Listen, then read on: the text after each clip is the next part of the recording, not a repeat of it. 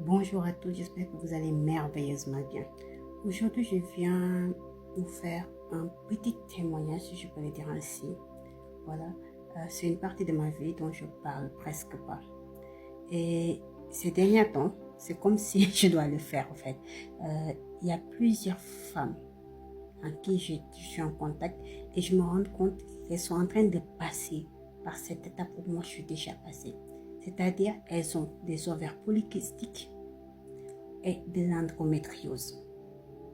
Je voyais souvent à l'hôpital quand je travaillais en tant qu'infirmière, les gens qui avaient une des pathologies, mais jamais les deux pathologies combinées. Chaque pathologie, elle est douloureuse, ça je reconnais. Parce que moi, j'ai les deux. Donc, chaque pathologie, elle est douloureuse. Et je perds les mots parce que c'est quelque chose de très douloureux à vivre. Il faut être plus qu'une femme forte. On dit une femme forte, mais non. Il faut avoir l'esprit d'un soldat. Tu es en mission. L'intérêt général va primer sur tout. Tu vas t'oublier. Pas parce que tu ne t'aimes pas, non. Tu vas t'oublier parce que si tu écoutes ton corps, tu vas mourir. Pour ma part, moi j'ai été déclarée stérile à l'âge de 12 ans. Aujourd'hui, je suis mère. Je rentre à ce dire. Et c'est quelque chose qui perturbe les douleurs.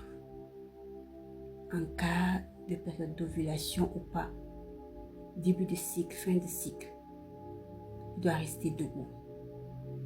Au niveau même du skincare, ça abîme ta peau si tu n'as pas une bonne routine parfaite. Et si tu n'as pas confiance en toi et que les gens qui sont autour de toi ne sont pas bienveillants, ça peut te coûter très très cher. Et ce qui m'a fait donner le déclic aujourd'hui, j'ai discuté avec une coachée. Elle était à terre. Je savais qu'elle avait une dystrophie ovarienne, mais on vient de lui diagnostiquer l'endométriose en plus. Elle me dit, 1, je ne peux pas avoir d'enfant. 2, une autre pathologie. Comment je vais faire? Elle n'a pas le soutien de son compagnon. Moi, honnêtement, je lui dis, j'ai les deux pathologies. Et elle n'arrivait pas à comprendre. Elle me dit, mais comment tu as les deux pathologies et tu arrives à vivre? Tu arrives à faire pas mal de trucs.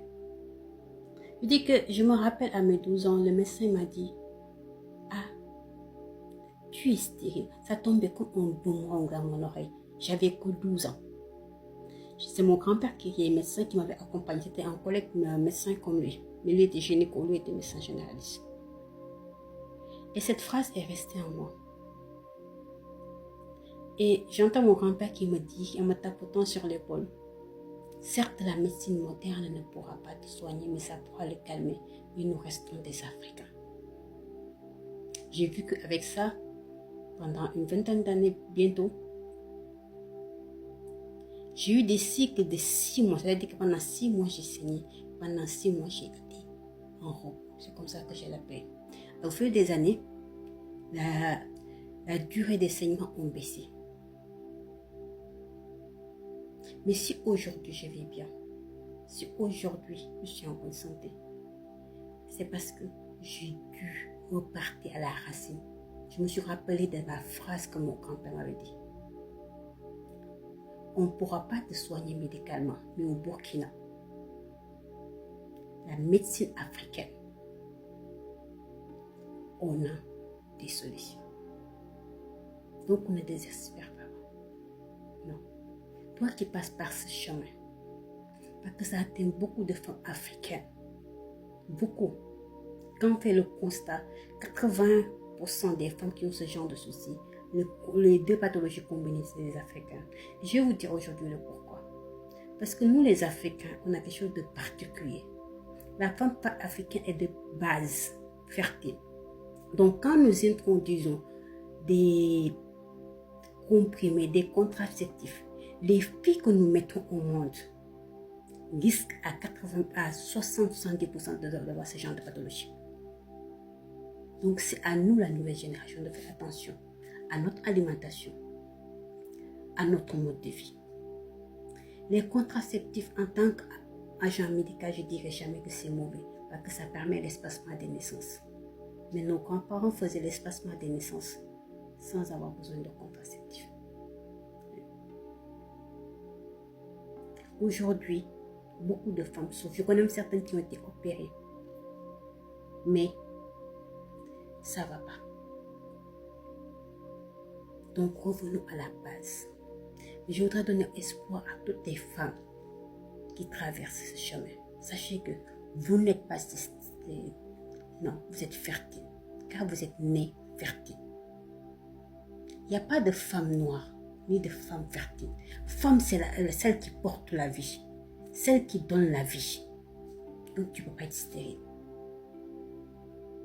Certes, les ovaires polykystiques, c'est une souffrance. Il faut que tu en parles autour de toi. Et ceux qui ont des enfants, des sœurs, des épouses qui ont cette pathologie, soyez indulgentes. Parce qu'en baisse d'énergie, la personne peut se réveiller le matin, tout son corps lui fait mal.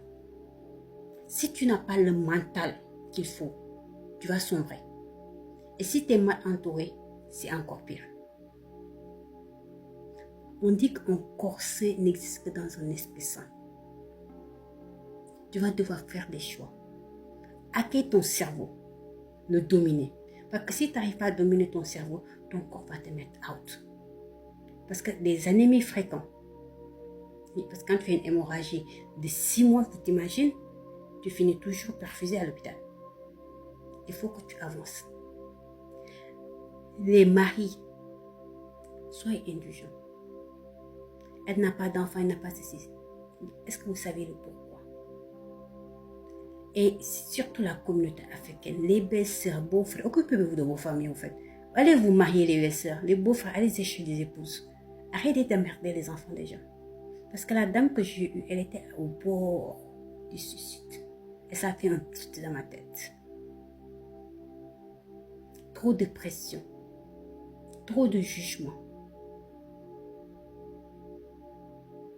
Mais personne ne sait pas que c'est une maladie silencieuse. On te voit, t'es propre, t'es bien habillé. On te voit, tu vas chercher ton mani, tu viens, tu cherches tes trucs. On pense que tout va bien. Pourtant, c'est un cauchemar dans lequel tu vis. Donc, arrêtez. Laissez les gens vivre, s'il vous plaît. Personne ne souhaite être malade. Personne ne souhaite que son enfant soit malade. La maladie, on ne la choisit pas, on la subit. Mais malgré qu'on la subit, on essaie de vivre avec un attendant. C'est ça qui est la réalité. C'est pas autre chose. Vous ne pouvez pas vous imaginer la douleur des ovaires polykystiques. Non. C'est comme si on vous prenait une lame chirurgicale, on vous découpait au niveau des nerfs et des articulations, one by one. Et quand on le combine avec l'endométriose, c'est encore pire. Parce que là-bas, c'est les ovaires qui sont remplis, qui ont des membranes remplies de liquides qui viennent condenser comme des mailles sur l'ovaire et qui le compriment. Et l'endométriose, c'est au niveau du paroi utérine, une autre paroi qui vient, une membrane qui vient là-bas. Il s'installe, il peut s'épaissir. Et resserre. Et ça fait hyper mal à la femme. Soyez indulgents. Ayez la bienveillance envers les gens qui sont autour de vous. Arrêtez de juger. Ah oui, t'as grossi, t'as maigri.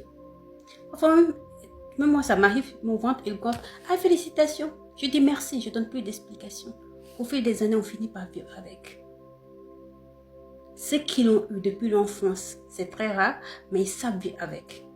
Mais ceux qui l'ont eu après avoir commencé leur vie, elles ne savent pas ce que c'est. C'est une douleur horrible. Mais ne perdez pas espoir. Parce qu'il y a une façon de se soigner. Un jour, je vous ferai une vidéo là-dessus. Et comment traverser ce chemin qui n'est pas évident. Mais qui fait de vous des femmes fortes. Des femmes résilientes. Et des femmes qui sont nées pour réussir. Sur ce, prenez bien soin de vous. Car votre corps est un temple sacré.